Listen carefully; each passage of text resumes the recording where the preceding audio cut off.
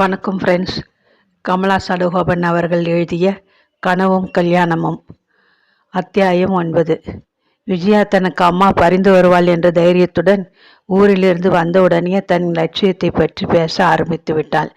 சென்னையில் working women ஹாஸ்டலில் இருந்து கொண்டு வேலைக்கு போவதாக அறிவித்தாள். ரங்கராஜன் லட்சுமி இருவரும் வாயை திறக்காமல் உட்கார்ந்திருந்தார்கள். புருஷோத்தமன் தன் மனைவியை பார்த்தார். இதோ பாரு விஜய், அப்பா மைதிலிக்கு கல்யாணம் முடிவு செய்துட்டார். வரன் கூட படியும் போல இருக்கு. அதனால நீயும் சம்மதிச்சா 2 பேருக்கும் ஒரே சமயத்திலே கல்யாணம் நடந்துடும். உன்னை அவசரமாக வர வச்சதே அதுக்கு தான். மைதிலிக்கு வரன் படிகிற நிலையிலே இருக்குன்னு நான் கல்யாணம் செய்துக்க முடியாது. நீ மூத்தவளா பிறந்ததாலே உனக்கு தான் முதலில் கல்யாணம் செய்யணும். இல்லைன்னா பின்னாலே பிரச்சனைகள் ஏற்படும்.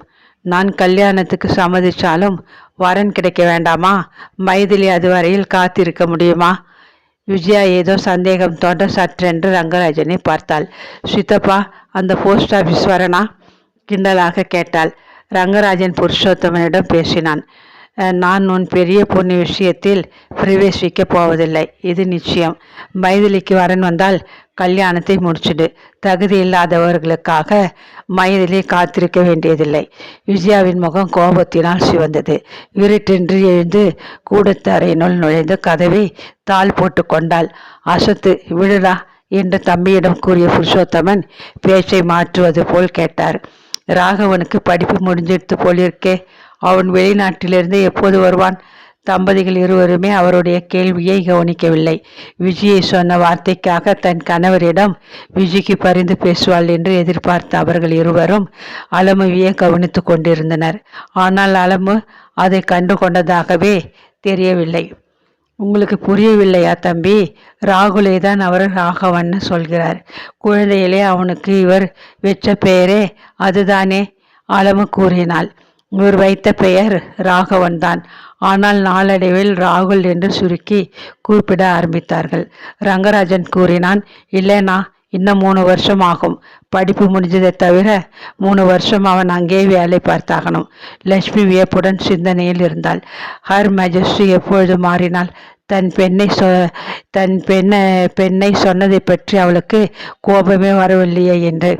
அலமேலுவிடம் மைதிலிக்காக வந்திருக்கும் வரனை பற்றி கூறிவிட்டதால் அவள் எதிரிலேயே தம்பியிடமும் அவன் மனைவியிடமும் அந்த வரனை பற்றி விவரங்களை கூறினார்.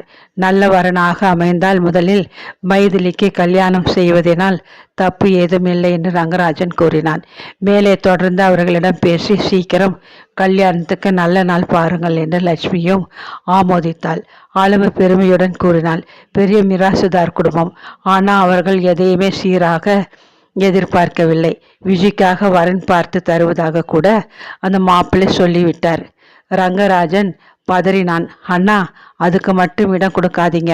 இந்த மகாராணி எந்த வரனையும் கொஞ்சத்தில் ஒத்துக்கொள்ள மாட்டாள். அந்த மாப்பிள்ளை வெறுத்து போய் மைதிலியே வேண்டாம் என்று மறுத்திட்டு ஓடி போவார். அவன் குரலில் இருந்த பரிகாசம் லட்சுமியின் முகத்தில் புன்னகையை வரவழைத்தது. புருஷோத்தமன் சத்தத்துடன் சிரித்தார். அது சரி, ராதா சங்கதி என்ன? மேலே படிக்க வைக்க போறியா? அதாவது இந்த பிஎஸ்சி படிக்கிறாளே, அதுக்கு மேலே படிக்க போறாளா? அவள் குழந்தை, அவளுக்கு கல்யாணத்துக்கு என்ன அவசரம்? அவள் ஜாதகத்தை இன்னும் முழுமையாக கணிக்கலை, வெறும் குறிப்பாக தான் இருக்கு. லட்சுமி குறுக்கிட்டாள். ஜோதிடர் ராதாவின் ஜாதகத்தை சமீபத்தில் கணிச்சு நமக்கும் ஒரு பிரதியை கொடுத்திருக்கிறார். ரங்கராஜா, ராதா குழந்தைதான், கல்யாணத்துக்கு அவசரமில்லை, நானும் ஒத்துக்கிறேன். ஆனால் ஜாதகத்தை ஒரு முறை பார்த்துடுறதுனாலே தப்பு ஒன்றும் இல்லை. அவர் சொன்னதில் ரங்கராஜனுக்கு விசேஷம் ஏதும் தெரியவில்லை. ஆனால் லட்சுமிக்கு ஒரு விதமான நெருடல் ஏற்பட்டது. அவரை திகைப்புடன் உற்று பார்த்தாள். அவர் அப்படி பேசியது அவளுக்கு புதுமையாக இருந்தது. மறுநாள் நல்ல நாளாக அமையவே நால்வரும் பையன் இருக்கும் கிராமத்திற்கு சென்றனர். பையனின் தந்தை வயதானவராக இருந்தாலும் தோற்றத்தில் இளமையுடனும் ஆரோக்கியத்துடனும் இருந்தார். வந்தவர்களிடம் எந்த பந்தாவும் காட்டாமல் சகஜமாகவும் கலகலப்பாகவும் பேசினார். சீர் விஷயம் பற்றி அவர் எதுவுமே பேசவில்லை. பெண் வாடையே இல்லாத அந்த வீட்டிலே விளக்கேற்ற ஒரு பெண் வந்தால் போதும் என்று பேசினார். நிச்சயதார்த்தம் நடத்த 4 நாள்கள் இடைவெளியில் ஒரு நல்ல நாள் கிடைத்தது. புருஷோத்தமன் இடத்தில் நிச்சயதார்த்தம் நடத்திட முடிவு எடுத்தார்கள். அப்பாவும் பிள்ளையும் மட்டும் இருக்கும்போது அவர்கள் எப்படி பொறுப்பை ஏற்றுக்கொள்வார்கள்? முழு வைதிகமான குடும்பம். பிள்ளையே கட்டு குடுமியுடன் மிகவும் வைதிகமான தோற்றத்தில் காணப்பட்டான். லட்சுமியின் மனதில் மைதிலி விஷயத்தில் இன்னும் மதிப்பு கூடுதலாகவே ஏறியது. லட்சுமியும் ரங்கராஜனும் சென்னைக்கு திரும்பாமல் கிராமத்திலேயே தங்கிவிட்டனர்.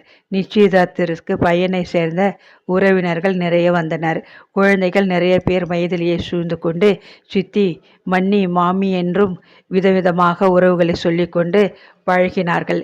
மைதிலியும் சிரித்த முகத்துடன் அவர்களுடன் பழகினாள். விஜயா இதை வேடிக்கை பார்த்து கொண்டு நின்றாள். மைதிலி இன்று காலை வரை இவர்களை பார்த்ததில்லை. அதற்குள் இவ்வளவு உரிமையும் உறவு கொண்டாடுவதிலும் இவர்களுக்குள் எப்படி முடிகிறது? திருமணம் என்பது வெறும் சாதாரண விஷயம். அதற்கு இவ்வளவு சாத்தியமா? விஜயா வியந்து பிரமித்து நின்றாள். எல்லாம் முடிந்து சாப்பாடும் ஆன பிறகு மைதிலியின் மாமனாரிலிருந்து ஒவ்வொருத்தரும் மைதிலியிடம் நெருங்கி விடை பெற்று கொண்டனர்.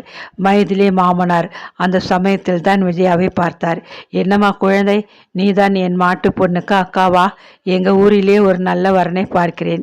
நீயும் அந்த எங்கள் ஊரிலேயே குடுத்தனம் நடத்தலாம். அக்காவும் தங்கையும் பிரியாமல் இருக்கலாம்.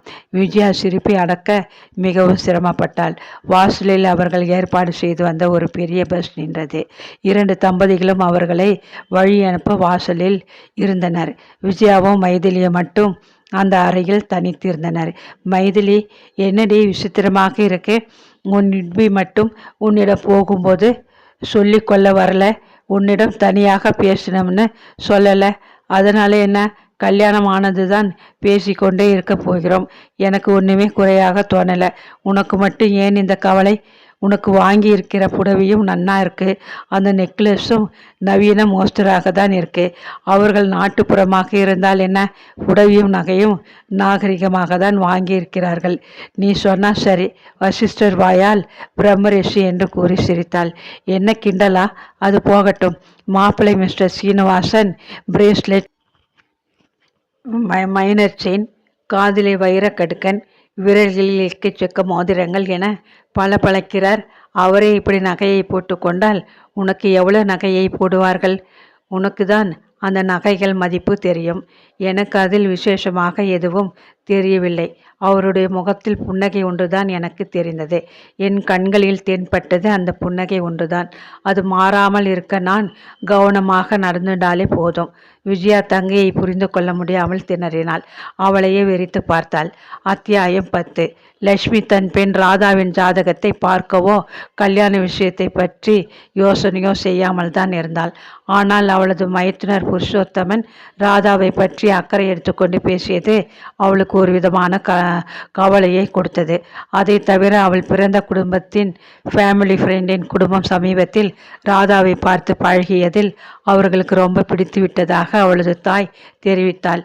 லட்சுமி என்ன சொல்ல போகிறாள் என்ற தைரியத்துடன் அம்மா ராதாவின் ஜாதகத்தை அவர்களிடம் கொடுத்திருக்கிறாள்.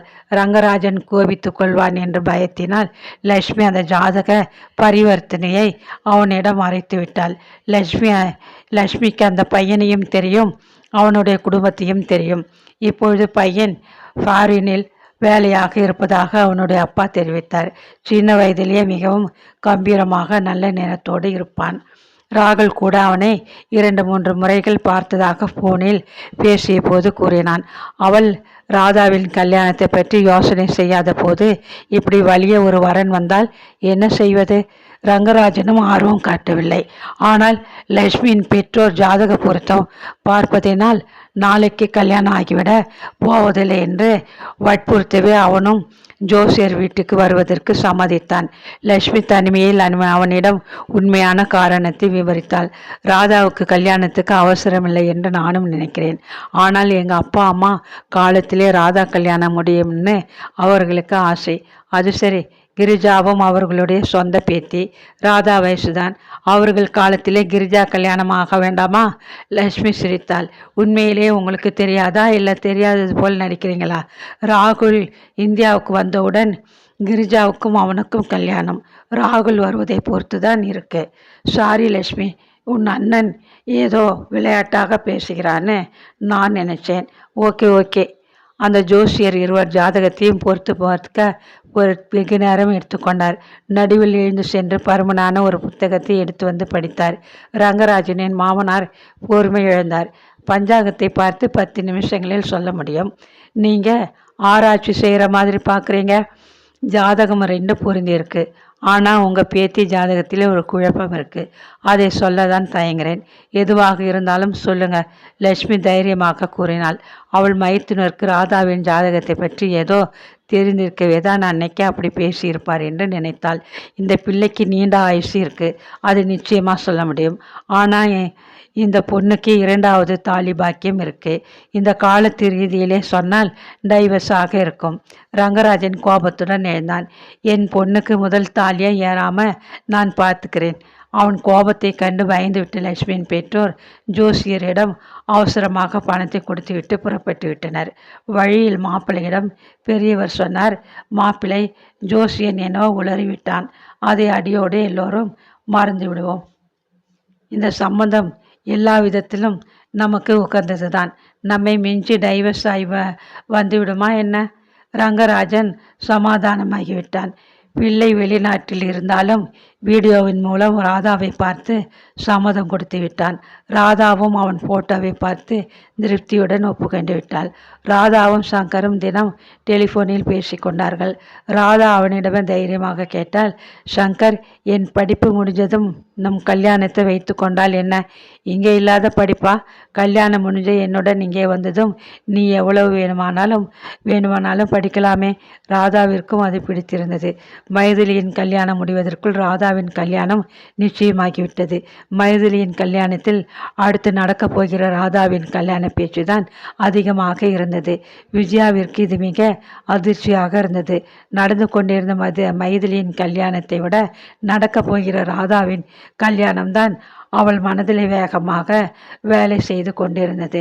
ஃபாரின் மாப்பிள்ளை, பணக்கார குடும்பம், அழகான உயரமான தோற்றம். சங்கர் போட்டோ தான் அந்த கல்யாண மண்டபம் முழுவதும் ஒவ்வொரு கையிலும் உலா வந்து கொண்டே இருந்தது. கல்யாணத்திற்கு முதல் நாள் இரவு விஜயும் ராதாவும் ஒன்றாக படுத்து கொண்டனர். விஜய் ராதாவிடம் கொடுமையிட்டு கொண்டாள். எனக்கு தான் ஒரு வழியும் தெரியல. வேலையாவது எனக்கு ஆனால் பரவாயில்லை, என் வழியை பார்த்துப்பேன். வேலையை விட வாழ்க்கையில் செட்டில் ஆகிறது பாரு விஜிகா. பெரியப்பாவுக்கும் நிம்மதியாக இருக்கும். எனக்கு வரன் பார்க்கிறவர்களும் இல்லை, என்னை பெற்றவர்களுக்கும் கல்யாணம் செய்யறதுக்கு கையால் ஆகாது. அதை சொல்லும் போதே விஜயாவுக்கு துக்கம் நெஞ்சை அடித்தது. வேதனைப்படாதக்கா, இப்போ ஒன்றும் குடிமொழிகி போகலை. வரன் கிடைத்தால் போதும், 2 கல்யாணத்தையும் சேர்த்து நடத்தலாம். நீ வயசுலே சின்னவள், தலை இருக்க வாள் ஆடக்கூடாது. அன்னக்காவடியான எங்கள் குடும்பம் எங்கே? அழகாபுரிக்கே கேப்டனான உங்கள் அப்பா எங்கே? உதை வாங்குவே விஜய்க்கா. அவசியம் இல்லாமல் இப்படி குடும்பத்தை பிரித்து பேசுறியே. எங்கள் அப்பா இந்த கல்யாணத்துக்கு உதவியாக பெரியப்பாவுக்கு பணம் கொடுத்தார். உறவு என்ற உரிமையை காட்டத்தானே கொடுத்தார். விஜயா சற்றென்று எழுந்து உட்கார்ந்தாள். குரலில் ஆர்வம் தெரிந்தது. சித்தப்பா எவ்வளோ கொடுத்தார்? நான் வெறும் வாழுதானே, தலையை தான் கேட்கணும். ராதா விஷமத்துடன் சிரித்தாள்.